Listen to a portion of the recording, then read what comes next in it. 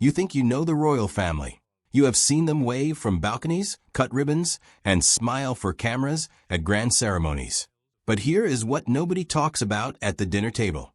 Behind those palace walls, behind the perfectly pressed uniforms and glittering tiaras, sits a money story so strange and so full of secrets that even financial experts struggle to understand it. Some of these royals are sitting on fortunes so massive they could buy small countries. One of them is quietly drowning in scandal, debt he has never paid back. One princess has spent decades teetering on the edge of going completely broke. And one prince used money from his dead mother's private estate to cover a settlement worth over $16 million. So the real question is not just who has money. The question is, where did it come from? How do they protect it? And why does the most famous family on the planet still rely on a tax loophole quietly written into law back in 1993? Stay with me, because every name in this family has a number attached to it, and those numbers are going to genuinely surprise you. Let us start at the very top with King Charles III. Depending on which report you read, you might see his net worth listed anywhere between $640 million all the way up to $1.8 billion. That gap is not a mistake. The lower number comes from the Sunday Times Rich list published in 2025. The higher number comes from a much deeper investigation by The Guardian in 2023 that went line by line through every asset Charles controls. His Duchy of Lancaster estate alone was valued at $653 million and brings in over $27 million every single year. On top of that, his personal jewelry collection was valued at $533 million. His real estate holdings came in at $330 million.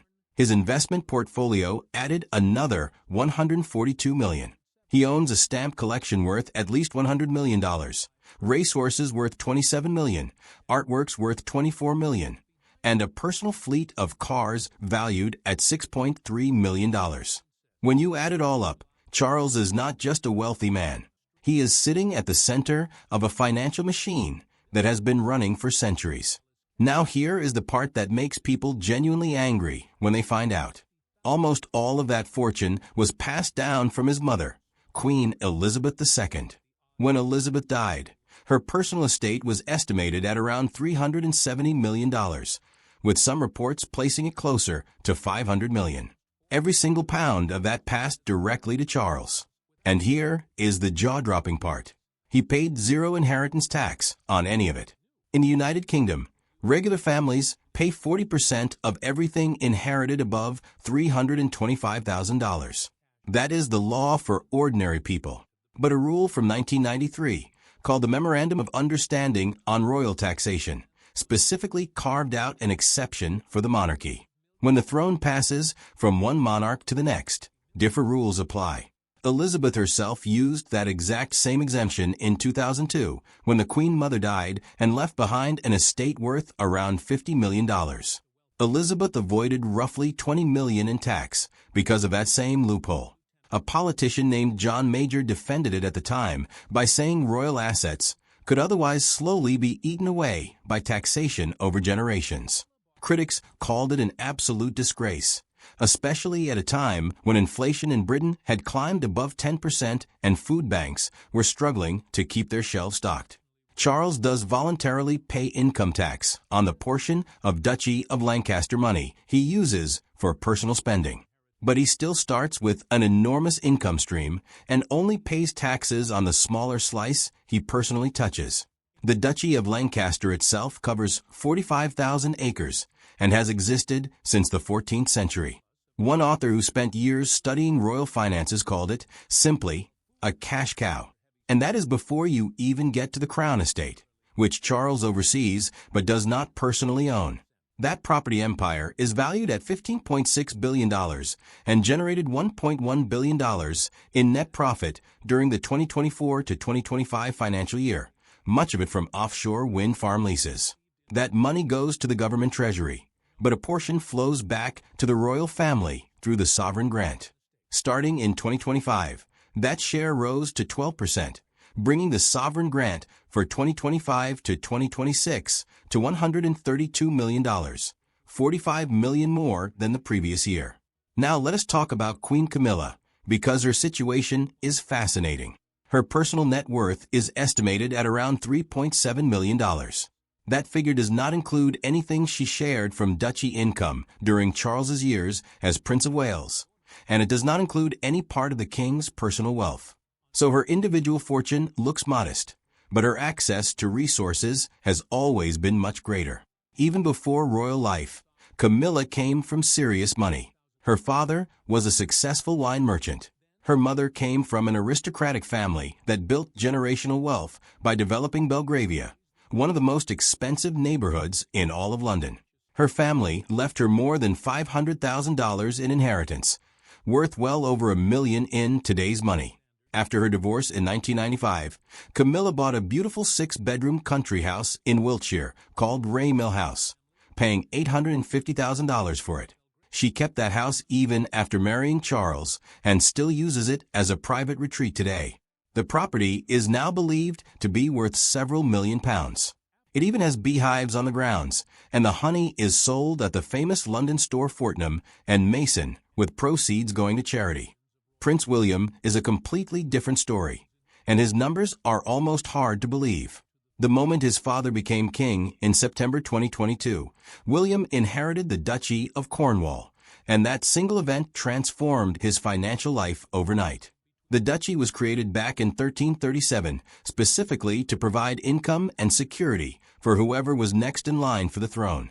Today it covers 135,000 acres across 23 English counties, owns 75% of the Isles of Scilly, holds 67,000 acres of Dartmoor, and even owns the famous Oval Cricket Ground in London.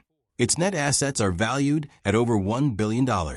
In the 2024 to 2025 financial year alone, William received a distributable surplus of $22.9 million from the duchy. When you combine that with his private inheritances, his total estimated net worth comes to approximately $1.3 billion, making him the single wealthiest working royal in all of Britain today. A big piece of William's fortune traces back to the death of Princess Diana in August 1997. Diana's estate was valued at $21.7 million. After about $8 million was paid in inheritance taxes, roughly $13 million remained and was divided between William and Harry. Diana's will originally said both sons would receive their full shares at age 25. But after her death, the people managing her estate quietly asked the court to delay that until age 30. The brothers received small interest payments at 25, but the main amounts, which had grown through investment to around $10 million each, did not arrive until they turned 30. William also received about $6 million from a trust fund set up by the Queen Mother in 1994 at age 21, with another $8 million expected on his 40th birthday. Catherine, Princess of Wales, has an estimated personal net worth of around $7.5 million. She was not poor before meeting William at university in 2001. Her family built a very successful mail-order party supply business that made millions over the years. And Kate is also believed to benefit from a family trust fund. Her designer wardrobe alone is estimated to be worth over $1 million. Then there is Diana's famous sapphire and diamond engagement ring she now wears, which was valued at $300,000 when Diana first received it in 1981. After Diana's death, Harry is said to have kept the ring at first. But when William decided to propose to Kate in 2010, Harry reportedly handed it over willingly, saying it belonged with the future Queen of England.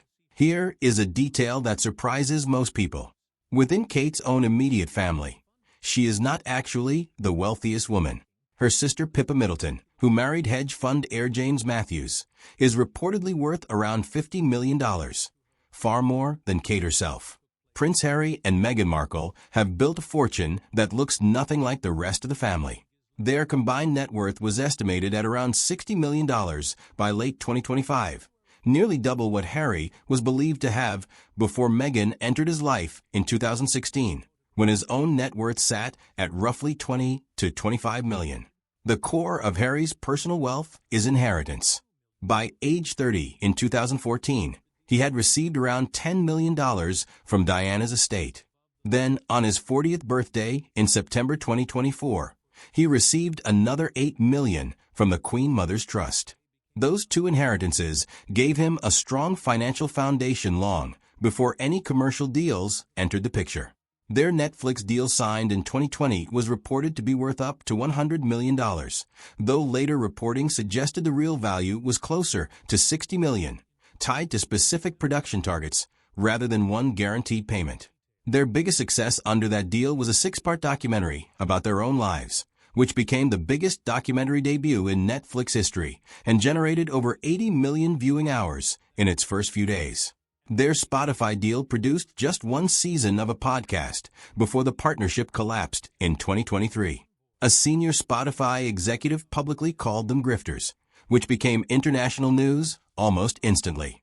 Harry's memoir, released in January 2023, sold 1.43 million copies on its very first day, making it the fastest-selling nonfiction book in United Kingdom history. The couple also own a 9-bedroom, 19-bathroom estate in Montecito, California, purchased in June 2020 for around $14 million. Prince Andrew, now stripped of his royal titles and going by Andrew Mountbatten Windsor, is estimated to be worth somewhere between $3 and $3.7 million. That number feels almost impossible when you consider that over a 40-year career as a working royal, he received about $13 million in public and royal household funding alone. What truly destroyed his finances was the Virginia Giuffre civil lawsuit settlement. Giuffre, who said she was trafficked by Jeffrey Epstein as a teenager, filed a lawsuit against Andrew in August 2021 accusing him of sexual assault when she was 17 years old. Andrew denied everything. But the damage to his reputation had already exploded years earlier during his disastrous BBC interview in November 2019, where he claimed the events never happened and said he had no recollection of ever meeting Giuffre, despite a photograph showing him with his arm around her at a London townhouse. In February 2022, Andrew settled the case out of court for an amount multiple sources placed between $12 and $16 million. A report in early 2026 revealed where much of that money actually came from. Around $9.5 million came from Queen Elizabeth's personal funds. Another $3.5 million came from the estate of Prince Philip. King Charles himself contributed around $2.2 million. Andrew has reportedly not repaid a single penny. His Swiss ski chalet, bought with Sarah Ferguson in 2015 for $18 million, became another financial disaster. They fell behind on payments, racked up millions in extra debt, and eventually settled with the previous owner for half of what they actually owed. Virginia Giuffre died by suicide in April 2025 at the age of 41. Her memoir was published shortly after. In November 2025, newly released documents suggested Andrew had remained in contact with Epstein even after Epstein's 2008 conviction.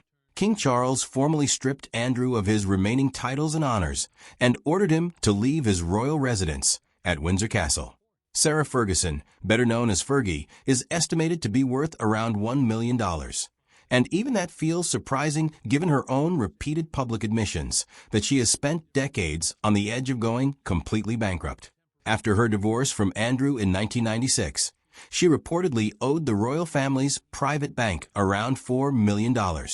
In August 1992, secretly taken photographs of her on vacation with her American financial advisor showing him kissing her toes while she sunbathed were splashed across newspaper front pages worldwide.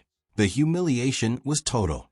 A 2006 lifestyle company she launched in America collapsed in 2009, leaving her with $630,000 in debt. By 2010, reports suggested her total debts had climbed to around $5 million, and she was considering voluntary bankruptcy. Then, in May 2010, the News of the World secretly filmed her accepting a $40,000 down payment and asking for $500,000 in total from an undercover reporter, in exchange for access to Andrew. The footage caused outrage, and she later appeared on Oprah Winfrey's show to apologize publicly. In March 2011, Jeffrey Epstein paid $15,000 directly to one of her employees to help settle a debt. And yet somehow, despite everything, Fergie has always found a way to survive. In 2022, reports said she bought a $5 million townhouse in Mayfair. Her story is not just about debt. It is about a woman who has been knocked down more times than most people can count and somehow always found a way back up. Princess and is estimated to be worth around $10 million. And her story is in many ways the cleanest in the entire family. Year after year, she ranks near the top for the number of official royal duties she carries out, often more than almost anyone else. Her most valuable personal asset is Gatcombe Park, a 730-acre estate in Gloucestershire that Queen Elizabeth bought for her as a wedding gift in 1976, now believed to be worth several million pounds.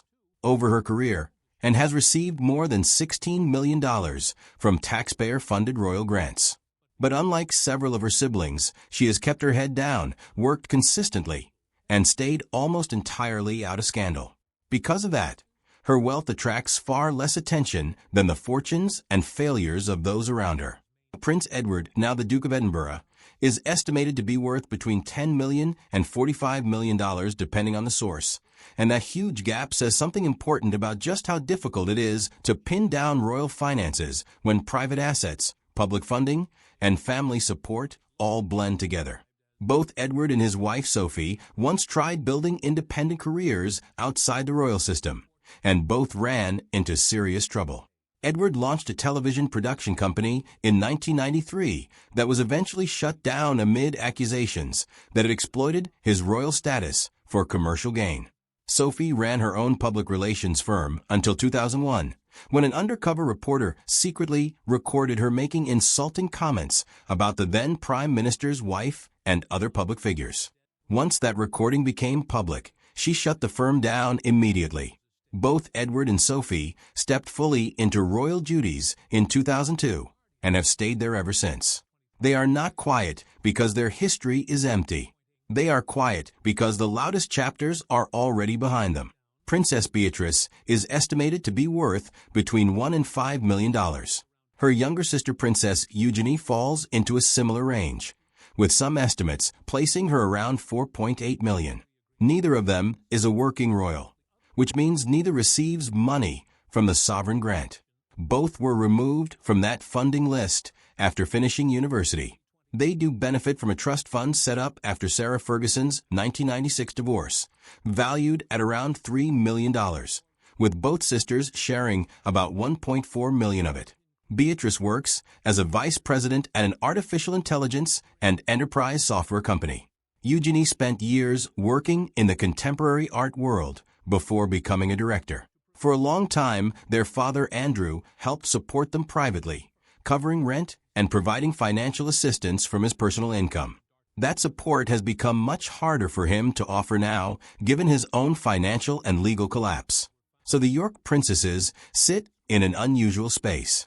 They are royal enough to carry the name, the status, and some inherited support, but they are not royal enough to receive the full financial structure that sustains the working members of the family. That tension between privilege and self-reliance shapes almost everything about how the world sees them. And that is the real story of the royal family's money. It is not just about who has the most zeros in their bank account. It is about a system built over centuries, specifically designed to keep wealth inside certain hands, protected by private agreements, shielded from the same rules that apply to everyone else. Some of them have played that system brilliantly. Some have tried to walk away from it and failed completely.